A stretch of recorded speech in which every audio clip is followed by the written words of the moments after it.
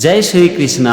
आज हम समझेंगे श्रीमद् भगवद गीता के 7वें अध्याय का 7वां श्लोक। इस श्लोक में भगवान श्री कृष्ण अर्जुन से कहते हैं, मत्तः परतरम नान्यत् किंचित अस्ति धनंजय मयि सर्वमिदं प्रोतम सूत्रे मणिगणा इव। तो चलो सबसे पहले हम श्लोक के एक एक शब्द को तोड़ते हैं और एक एक शब्द का मतलब समझते हैं, फिर हम समझेंगे पूरे श्लोक का मतलब। और यहाँ पर सबसे पहला शब्द है मत्तः और इसका मतलब होता है मुझसे। फिर है परतरम और परतरम का मतलब होता है परम श्रेष्ठ। इसके बाद है नान्यत किंचित अस्ति, इसमें 4 शब्द है, नौ, अन्यत, किंचित और अस्ति। नौ मतलब नहीं, अन्यत मतलब भिन्न दूसरा, किंचित मतलब कोई भी और अस्ति मतलब है। अगला शब्द है धनंजय और ये अर्जुन का नाम है। तो पहले वाक्य का मतलब हो गया, हे धनंजय मुझसे भिन्न दूसरा कोई भी श्रेष्ठ नहीं है। अब हम आते हैं दूसरे वाक्य पर और यहाँ पर सबसे पहला शब्द है मई और मई का मतलब होता है मुझ में। फिर है सर्वमिदम, इसमें 2 शब्द है, सर्वम और इदम।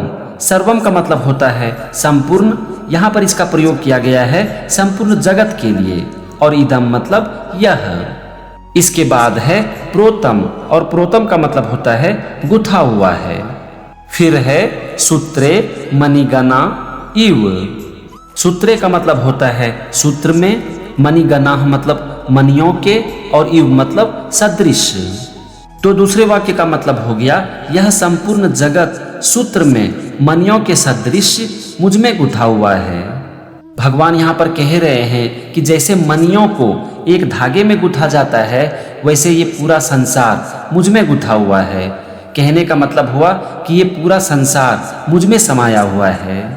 ये था श्लोक के एक एक शब्द का मतलब और दोनों वाक्य का मतलब। चलो अब हम दोनों वाक्य को मिलाते हैं और समझते हैं पूरे श्लोक का मतलब। इस श्लोक में भगवान श्री कृष्ण अर्जुन से कहते हैं कि हे धनंजय मुझसे भिन्न दूसरा कोई भी श्रेष्ठ नहीं है। यह संपूर्ण जगत सूत्रों में मणियों के सदृश मुझ में गुथा हुआ है। भगवान यहाँ पर कह रहे हैं कि इस संसार में मेरे अलावा और दूसरा कुछ भी नहीं है।